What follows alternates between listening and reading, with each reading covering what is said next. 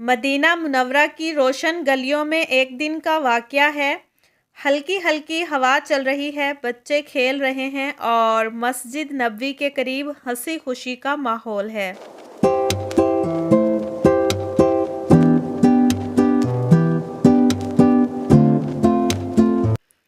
ایک چھوٹا بچہ جس کا نام نعیم تھا، ہاتھ میں ایک رس بھرا آم لیے بڑی احتیاط سے چل رہا تھا، جیسے کوئی خزانہ لے کر جا رہا ہو۔ راستے میں ایک اور چھوٹا بچہ سعید سامنے آیا اور ہنستے ہوئے بولا، ارے نعیم، یہ آم تم نے اکیلے کھانا ہے؟ تھوڑا سا تو مجھے بھی دو۔ نعیم نے فوراً اپنے آم کو چھپاتے ہوئے کہا، نہیں بھائی، یہ تو میں نے بڑی مشکل سے لیا ہے، میرا آم میرا حق۔ دونوں کے درمیان مزاحیہ تکرار ہونے لگی۔ کبھی ایک کہتا آدھا دے دو، دوسرا کہتا نہیں، کبھی ایک پکڑتا دوسرا بھاگ جاتا۔ اتنے میں مدینے کے در و دیوار پر چمک آ جاتی ہے، کیونکہ سامنے سے رسول کریم صلی اللہ علیہ وآلہ وسلم تشریف لا رہے ہیں۔ دونوں بچے فوراً رک جاتے ہیں اور ادب سے سلام کرتے ہیں۔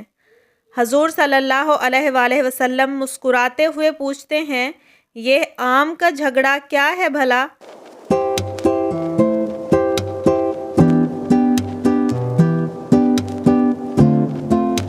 سعید فوراً بول اٹھتا ہے، یا رسول اللہ، یہ نعیم آم کھانا چاہتا ہے اور مجھے دے نہیں رہا۔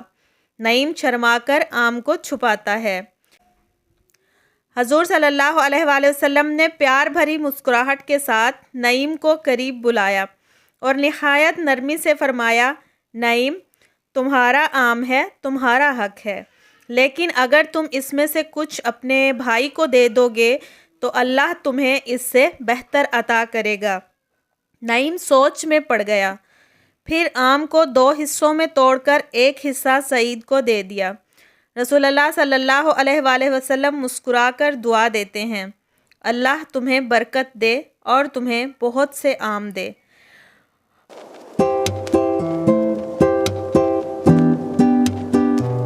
اور دیکھو جی، جیسے ہی دونوں بچے خوشی خوشی آم کھانے بیٹھے، ایک انصاری چچا وہاں سے گزرے اور ان کے ہاتھ میں پورا ٹوکرا آموں کا تھا۔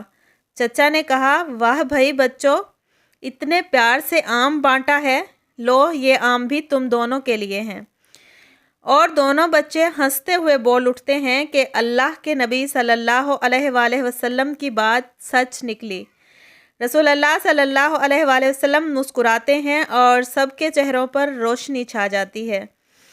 پیارے دوستو، اس طرح کے مزید اچھے پیارے واقعات سننے کے لیے ہمارے چینل کو سبسکرائب کریں اور ہماری ویڈیوز کو لائک کر دیا کریں۔